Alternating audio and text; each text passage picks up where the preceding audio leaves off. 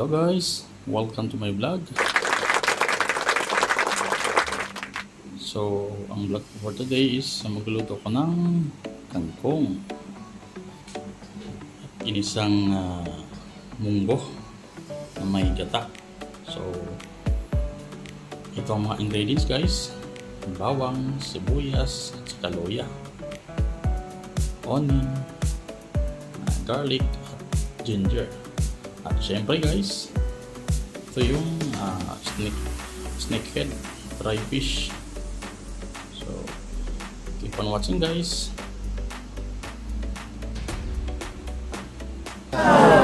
Let's go. So first guys, oil, mantika. Hindi mantika lang.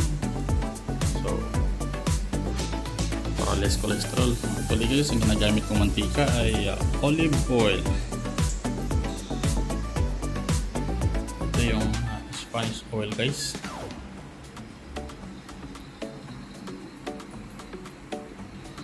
Refined olive oil, mixed oil blended with virgin olive oil. So, samahan niyo ko guys. Salamat. So, siyempre guys, ang unang ilalagay natin ay ginger. Yan.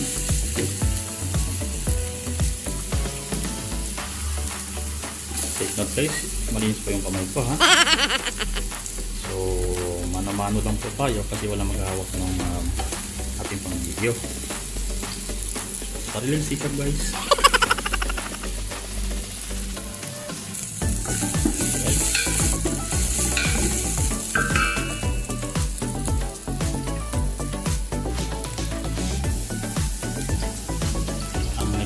Ilalagay ko ay bawang.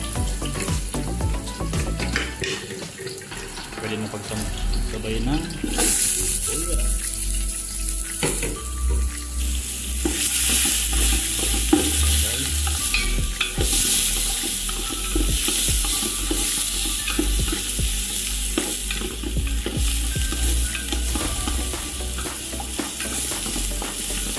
Hintay natin maging brownish lahat ng sangkap na nilagay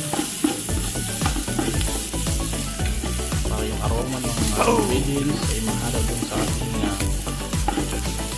munggo at sa kangkong.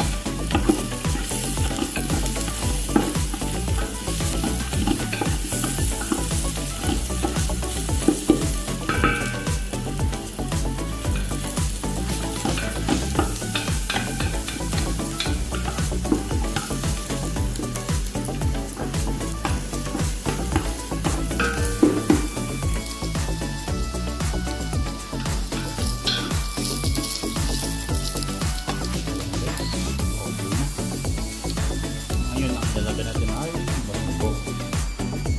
Okay, lalagyan natin munggo.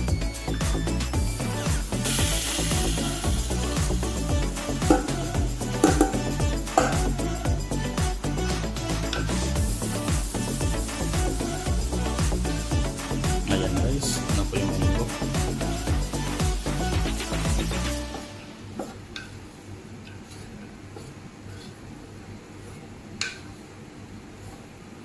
May konting tubig siya guys, gawa nung yung munggo ay nilaga ko na.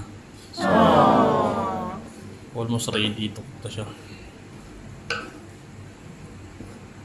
Okay guys, thanks for watching and hope ma-enjoy kayo.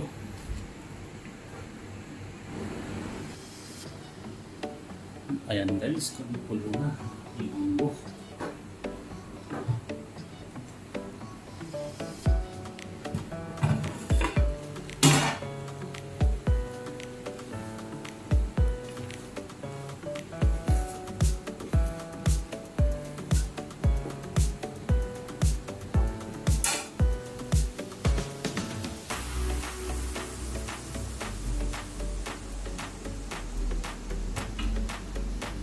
So next na ilalagay natin guys ay yung gata.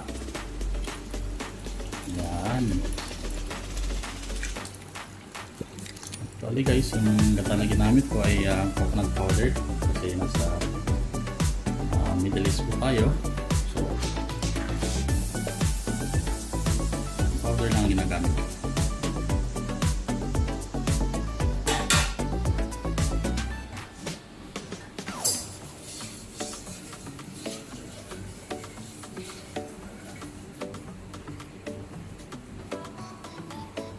Yan, konti pa.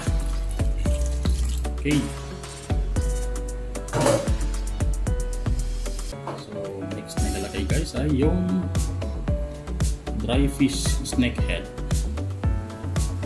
Yung snake head guys ay galing po ito ng Mindanao. So, kung isang kasama natin ng bakasyon, dinala niya pabalik dito sa Doha. Masarap siya guys.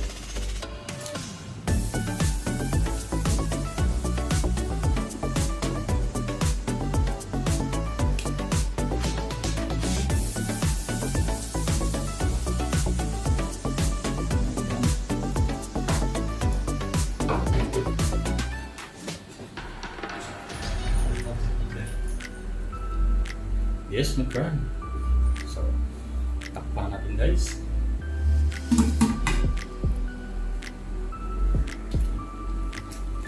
Ayan na guys.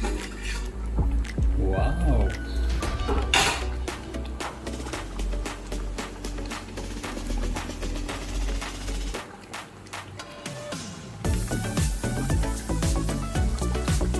Almost ready na ang ating munggo.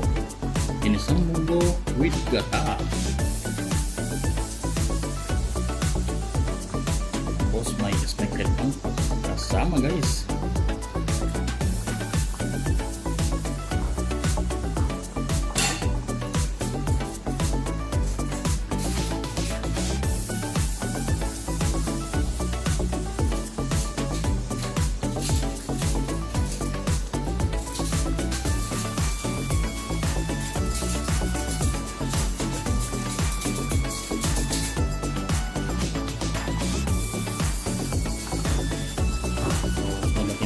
Guys, seasoning.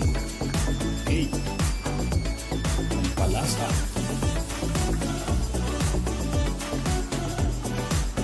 Next naman guys ay asin.